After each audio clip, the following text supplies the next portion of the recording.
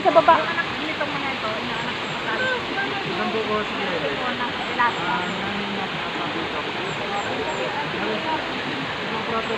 Dito kami napunta sa karugtong ng Balete Falls.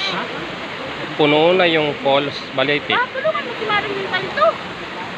Teka muna, nag-video ko eh. Papagsa ka na rito.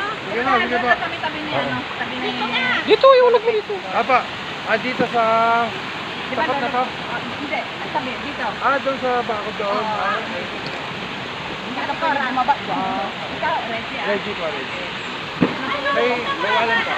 Laging mawala sa dagat. Mahinig na sa dagat. Ang bahay namin na isa, kung makikita yun, di ba, sa bungan. May gate na brown. Nandun naman ang ano. Ay, yung mga lisan nila ko dito. Ito, sunod dyan. Ito, mga Nagpapa-overnight, tayo Reggie.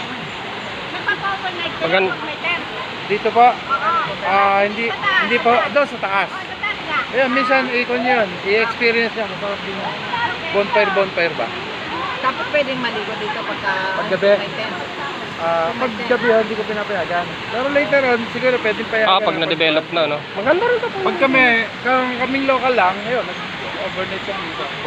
Bonfire kami dito. Oo. Pero pag medyo dayo, ayaw namin. Kami, sanay naman kasi sa probinsya eh. Mayroong mga ganito eh. Matataas pa eh. Dito na lang, sabi ko sa kasamahan ko, galing pa kami Laguna eh. Sabi ko dito na lang tayo, dito na. Ayun na, mga tiga Manila yung mga nagkakape. Ako kaya talagang hindi ko na-asikaso. Bukod sa paggawa, marami akong guest na dapat eh. Yung camper. Ito yung sa pisa ko. Sila yung mga Patuyo ako sa bag mo.